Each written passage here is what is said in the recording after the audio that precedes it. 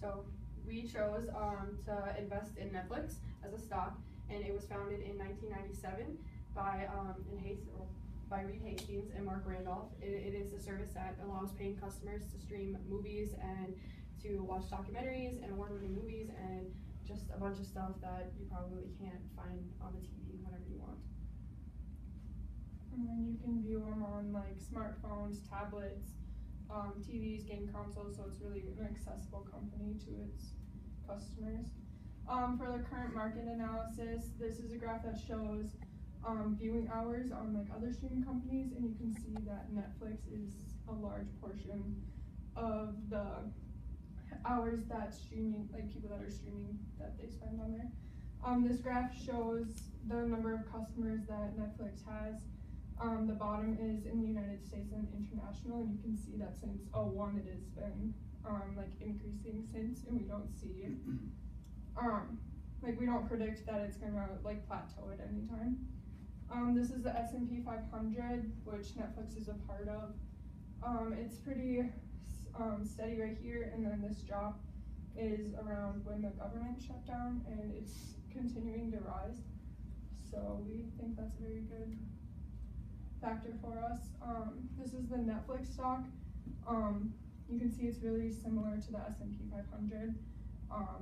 Here's the drop with the government shutdown, and it's back on its rise. This shows that the revenue since last year is 24% increase, and the net income is 27 below. But we think with that decrease in the income that Netflix is gonna try to cut some costs, like costs where it's not necessary, and try to improve their services for the customers. And the increase in revenue will help them with that. We chose Netflix because it was the first entertainment streaming company that was out there, and it's gotten pretty big, obviously. Everybody knows about it.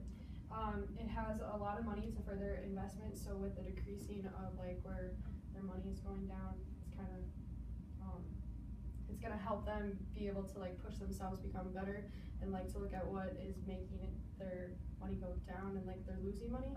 So it's gonna push it back up with Hulu also going down. It's gonna losing my train of thought, I'm sorry. Right.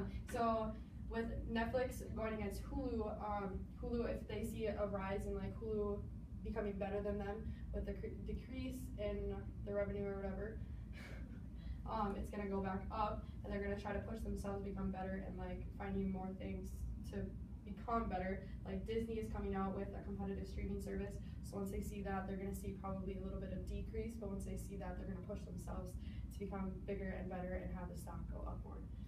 And their partnerships include podcast partnerships with Delta Airlines, so when you're on the air, like when you're flying, you can now watch Netflix on like the plane rather than just like on your phone and stuff like that. So it's gonna help with the airline, but it's also gonna help with Netflix become bigger and better. Alright, so this is not the rationale for investment strategy. This is, I forgot what the tab was, but basically what we expect from investing in Netflix. So we plan for the investment price to go up to $460. Right now it's at $345, that's a typo. So our return of income would be the 33%, and then 30% with inflation being 3%. So we're expecting a $333 comeback in 12 months. And Okay. That's That's your projected outcome. projected outcome, yeah, There sorry. you go. No, it's all right. Alright, thank you. Do you have any questions? Yeah, we do. So just go back to the whole Netflix versus Hulu thing. I know our thoughts got a little bit scrambled there, but Yeah. what do you, can you guys elaborate on that? What do you mean by that? So this zero-sum game, so obviously if Netflix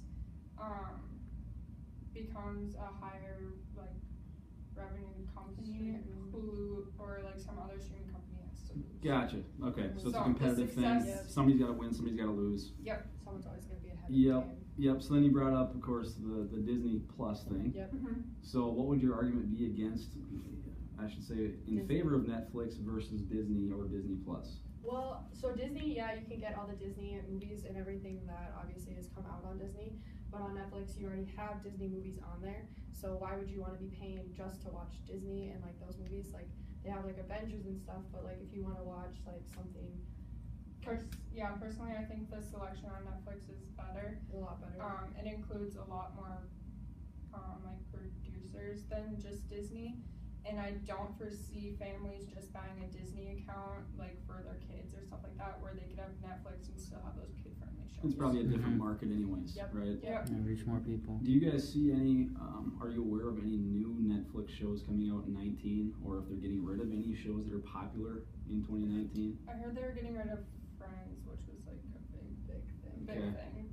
But I know there's been some stuff that come out. There was The Incredibles came out, which was like a big thing because Okay. that was like a big movie that came out. I'm sure once Lion King and all that's out, it's gonna be on there.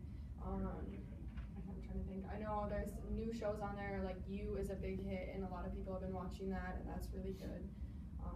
There's been a lot of new shows that have actually been coming out that a lot of people have